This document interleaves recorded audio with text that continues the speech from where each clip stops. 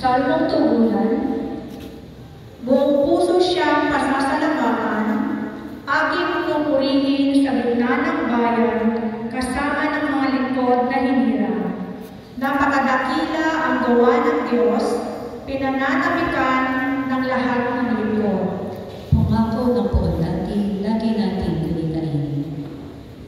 Sa may pagkatakot, pagkaisagana, pangako ng poon ay hindi nasisira. Ipinadama niya sa mga hinirang. Ang kapangyarihan niya ang tinataglay, nang ibigay niya lupa ng layuan. Pangako ng poon natin, lagi natin gunitain. Kaligtasan ay dulot sa mga hinirang, may pinangakong walang hanggang tipan. Banal at dakila ang kanyang pangalan, at pupurihin pa magpakailanman. Pangako ng poon natin, lagi natin gunitain. Tayo po ay magsipayo bilang paggalang sa mabuting balita.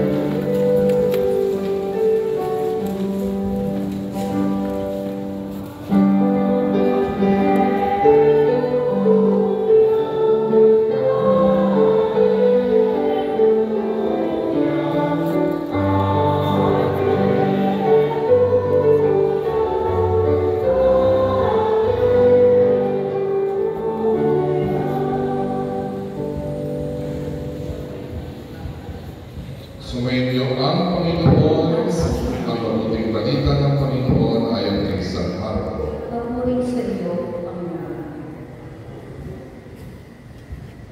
Noong panahon ngayon, nung paalis na si Jesus, ay may isang lalaki, patakbong lumapit, lumuhod sa harapan niya at nagtanong, "Mabuting guro, ano po ang dapat kong gawin upang magkamit ng buhay na walang hanggan?" Sumagot si Jesus, "Bakit mo ako tinatawag na mabuti? Walang mabuti kundi ang Diyos. Alam mo ang mga utos, huwag kang mapatay, huwag kang manangalunya, huwag kang magnanakaw, huwag kang magsisinungaling sa iyong pagsaksi, huwag kang magdadaya, igalang mo ang iyong ama at ina." "Guro," sabi ng lalaki, "ang lahat po ng iyan tinutulad ko mula sa aking pagkabata." Magiging siyang pinilihan ni Jesus at sinabi sa kanya, "Isang bagay pa ang kulang sa iyo. Tumayo ka, ipagbili mo ang iyong ari-arian at ipamigay sa mga dukha ang pinagbilhan, at magkakaroon ka ng kayamanan sa langit. Pagkatapos, bumalik ka at sumunod sa akin." Namanglaman lalaki na marinig ito at malungkot na umalis sapagkat siya'y napakayaman. Tinignan ni Jesus ang mga nasa paligid niya at sinabi sa kanyang mga alagad, "Napakahirap mapabilang ang mayayaman sa mga pinagkaharian ng Diyos." Nagtaka ang mga alagad sa pananalitan ito. Muling sinabi ni Jesus, "Mga anak, talagang napakahirap mapabilang sa mga pinagkaharian ng Diyos. Madali pang maharapan ang kamelyo sa butas ng kalayon kaysa pasakot sa pagkahari ng Diyos ang isang mayaman." Lalo nagtaka ang mga alagad kasi nagtanungan kung ganyan sino ang maligtas.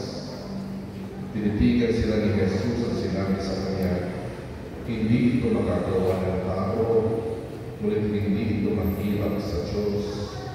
Magagawa ng Diyos ang lahat ng bagay." Ang mabuting balita ng Panginoon. Pinupuri ka namin, Panginoon Jesus. Tayo po ay masuko. Magandang umaga sa inyo lahat. Again, congratulations, dear graduates. Completers. Nagka-complete kayo ng junior high school. Pero kayo, pupunta pa sa senior high school pa para kayo graduate. Anyway, completion is also like a graduation because you have to proceed to another step forward or upward, pataas, no? Masaya ba kayo? Masaya ba kayo? Masaya high school, no? Masaya. Maraming memories sa high school.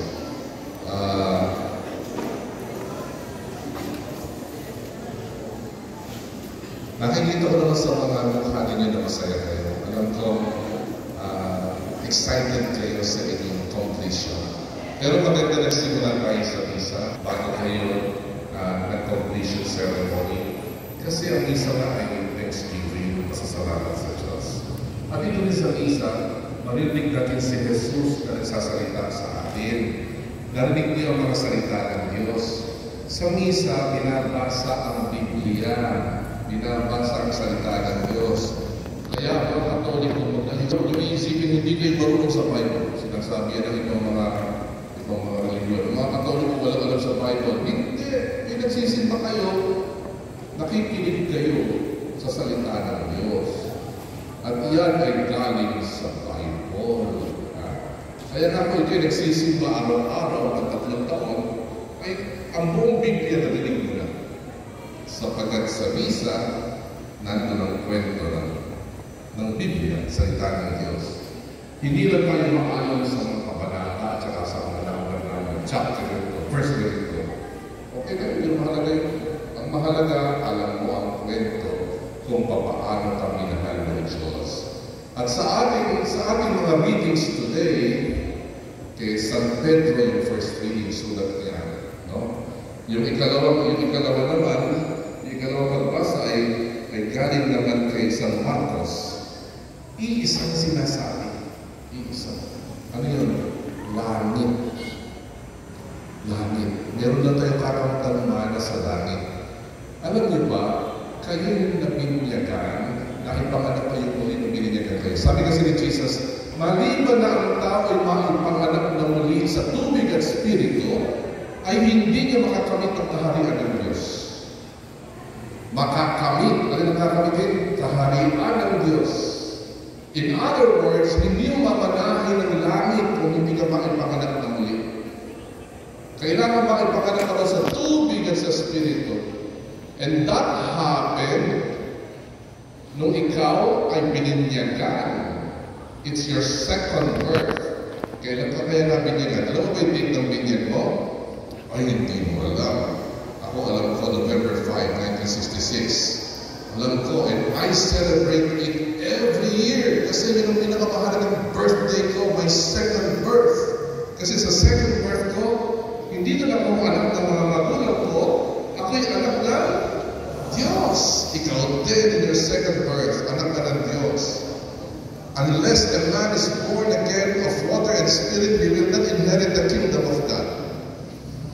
But you were born again. Yung born again, hindi sekta yun, hindi religion yun. Ang sabi ng born again, hindi nanak ang muli. Sa tubig at sa spirit. Bigyan. Kaya sino born again? Ikaw. Born again. Tayo. Born again. Kaya pag tinanong ka, are you born again? Ano sagot mo? Yes. Yes. Yes. Where? Sabi nila. Binigyan ka na po. Diba? Naipanganak akong muli sa tubig at Espiritu Santo sapagkat sabi ni Jesus, unless a man is born again of water and spirit, he will not inherit the kingdom of God. So you have an inheritance. May mana ka darating. May mana para sa iyo. Anong mana? Nagbibigay din Diyos sa iyo. Naipangako na kayo sa atin. Langit. Langit. At yun ang sinasabi sa atin sa mga pagbasa. No? Sa San Pedro, hangarin ang langit. Focus yourself on heaven. Sa seminaryo sa Maria Asunta, maganda yung motto. Alam niyo Maria Asunta seminaryo? Doon sa may Robinson, sa may LA Pacific, may seminaryo sa harap. Merong motto yung seminaryo, maganda. Ad superna semper intenti. Latin yun, ad superna semper intenti. Ang ibig sabihin, always intend for heaven, for what is beyond. Always intend for the best and the greatest. Ano ba yun? Langit na yun, di ba? Kaya nga mga graduates, paminsan-minsan, tumanaw kayo sa langit. Tumanaw kayo. para dyan kayo. Para dyan tayo. Kaya may isang graduate, isang nag-aaral, pinagbubuti. Kasi hindi ka basta-basta. Sabihin mo sa kanila, hindi ka basta-basta. Special ka. Kung baka sa Oscar, kung baka sa halo-halo, hindi ka regular, special ka. Hindi ka ordinary, extraordinary ka. Because you are for heaven. Para sa langit. Amen. Amen.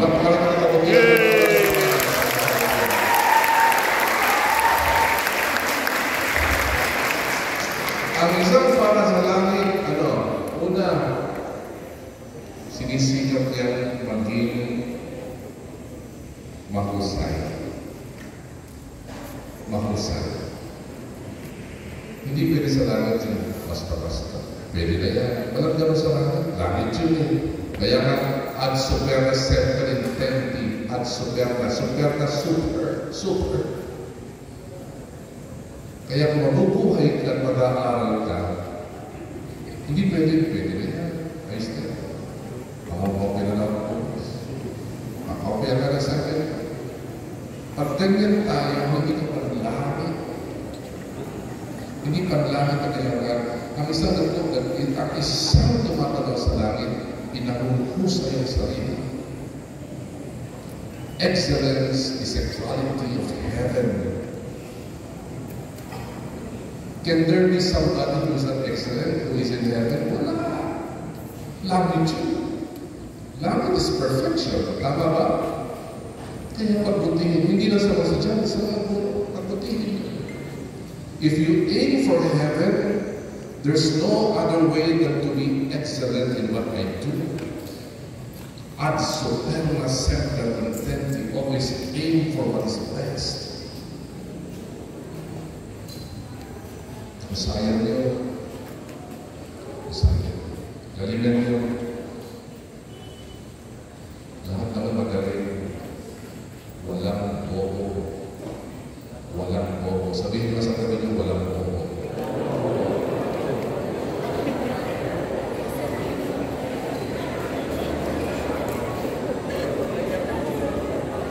Walang bobo.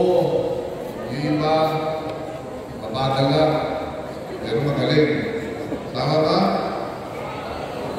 Sabihin nyo nga, not yet. Ayan, not yet lang. Magkulang ka pa, not yet pa, kulang pa, konti pa. Ganoon. Huwag mo sasabihin, oo. Ay, naku, kasi yung bobo, ala na yun. Sa impyerno na tuloy nyo, kasi walang pag-asa sa langit ng bobo. Tama ba? Sa langit, puro magagaling lamang. At lahat kayo, panlangit. Kaya walang bobo sa inyo.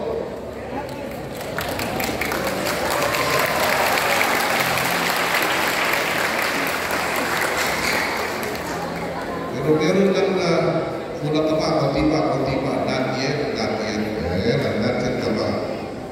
Sabi sa kami mo, not yet ka ba? Okay, maraming ka lang maging okay. So, mahalaga yun.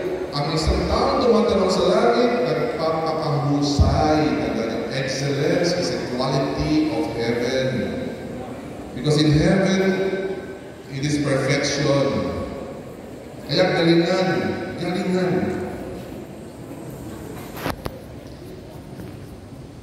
Pero hindi lang pwede magaling. Kailangan din mabuti. Ang isang nakahangad, tumatalaw sa langit, nagpapakagaling at nagpapakabuti. Goodness. Ano ba sabihin ng pakabuti? Ginagawa niya yung mabuti at tama. Kasi kung galing lang ang hinahanap ng tao, maraming magaling sa maling bagay. Maraming magaling sa kalokohan. Kung minsan yung galing at talino ginagamit para makaisa, para panlamang, dyan. Kaya kailangan ng galing, tatanggalan mo ng mabuti, hangarin mo rin maging mabuti, gawin ng tama, ang mabuti at maganda. Kaya nga yung isang ina na lumapit sa Panginoon, Panginoon, sabi niya, paano ko ako makakarating sa langit? Sabi ni Jesus, gawin mo yung utos. Huwag kang manlalama ng kapwa. Huwag kang magnanakaw. Huwag kang maniniha ng iba. Igalang mo mga magulang mo. Nakakakita ko ng mga taong gagaling, walang respeto sa magulang. Tama ba yun, man? Ang taong walang respeto sa magulang, walang magiging mabuting ugnayan sa kapwa. Tandaan. Because the home is the first school of virtues. So mahalaga yung maging mabuti. Hindi lang maging mabuti, maging mabait. Pag sinabing mabait, kindness. Yung isa goodness, yung isa kindness. Pag may nangangailangan tutulong. Mababa ang loob sa mga taong nangangailangan. Kaya mag-sacrifice. Kaya nga sabi ng Panginoon sa binata, sige, nagawa mo ng mga utos. O ito, ibenta mo yung mga kayamanan mo, ibigay mo sa mahihirap. That is kindness and compassion. Mabait na kayo? Nakatutulong po kayo sa nangangailangan? Nagpapakopya ba kayo ng klase ng hindi nag-aaral? Kindness ba yun? Ano yun? Ano tawag doon? Stupidity. Kasi hindi mo hinahayaan ang kaklase mo maging mahusay. Di ba? Hindi mo tinuturuan maging mahusay. Para maging mahusay, kailangan may pagtitiis. Sabi ka ni San Pedro, kung gusto mo ng langit, kailangan magtiyaga ka para kang ginto ay dadarang sa apoy para lalo kang maging makinang at maganda. Walang kahusayan na hindi pinaghirapan. Kaya huwag kayo papakopya. Magkakaklase pa kayo next year, ha? Kapag may kaklase na ilalagay sa inyo, kopya na. Sabi ni Father, magpakahusay ka. Kaya ano maghirap at practice. No pain, no gain. No gain. No pain, no gain. No? Yeah. So, ano na? Excellence, pangalawa, goodness, pangatlo, kindness. At panghuli na, ang isang nagtumatanaw sa langit, hindi na nagpapakahusay, hindi na nagpapakabuti, nagpapakabait, nagpapakabanal din. Lumalapit sa Diyos. Lumalapit sa Diyos. Dahil langit ang ng Panginoon. Magdadasal kayo lagi. Huwag kayong libigan. Kung nahihirapan, masaya kayo, magdasal kayo. Magsimba kayo linggo. Duty niya. Duty niya sa Diyos. Hindi ba yung pagpasok sa eskwelahan, duty niya? Kahit hindi mo gusto, papasok ka, di ba? Kahit tinatamad ka, papasok ka. Kahit real ka, papasok ka. Kasi duty. Mga teachers ganun rin. Hindi sa lahat ng pagkakataon, gusto nilang pumasok. Pero duty kasi. Tama ba? Yes. Duty kasi, gagawin nila yan. Kung may duty ka sa paaralan, sa pag-aaral mo, sa Diyos may duty ka din. Alam niyo ba yung pagsisimba niyo? Duty niyo yun. Hindi yung nakabatay sa nararamdaman ninyo. Because every Sunday, you would go to church. You would go to church to focus on God alone and worship Him. Ano ba man nararamdaman ko? Tinatakot ako, inaantok ako. But it is my duty. Pupunta ako. Hindi ba sinasabi natin sa misa? Pag sinabi ng Panginoon, the Lord be with you. Sumasagot kayo. And with your And with your spirit. spirit. Lift up your hearts. Lift them We up to lift the them up to the Lord. And the priest will say, let us give thanks to the Lord our God. Let us give thanks. Magpasalamat tayo sa Diyos na makapangyarihan. It is right and just. See? Marapat at matuwid. Duty. Then the priest continues to pray, it is right and just, our duty and our salvation, to give thanks to the Lord. See? Marapat lang para sa atin. Kung hindi nyo ginagawa magsimba linggo-linggo, ang laki ng kasalanan niyo sa Diyos. Hindi nyo ginagawa ang duty niyo. It is right and just. Makatarungan lang. At makatarungan. Bakit makatarungan lang ang kasalanan sa Diyos? Because God has been blessing us always. 7 days a week. 7 days a week. Makatarungan lang na tumanaw ka ng utang na loob. At yung pagsisimba at pagsama mo sa Diyos, pagtanaw ng utang na loob.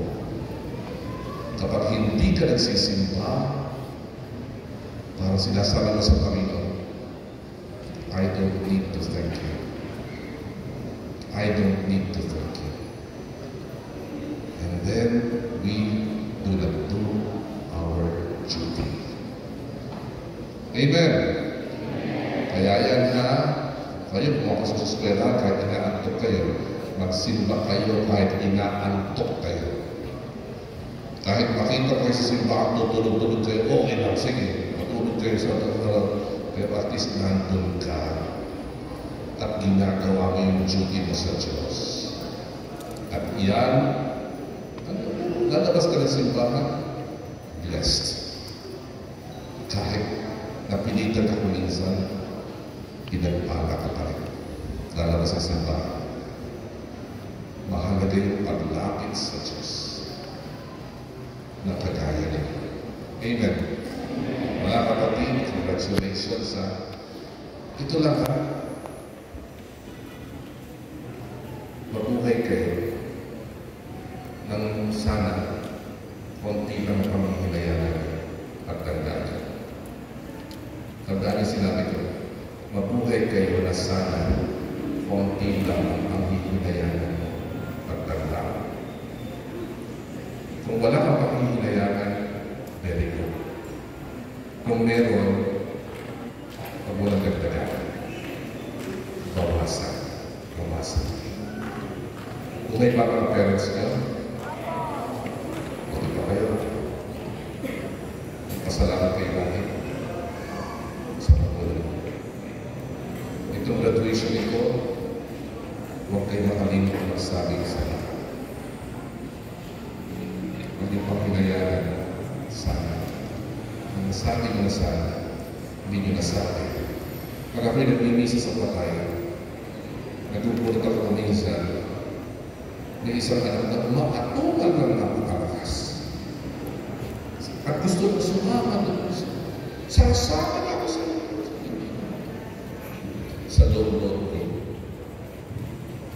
Nakamaraming atraso ito. Baka maraming pagkulang sa magpasalamat ka sa magulang mo. Magsabi ka na I love you. Magsabi ka na sorry. Kung may pagkukulang ka. Pinakamagandang regalo niya ngayong graduation. Amen. Ngayon lang.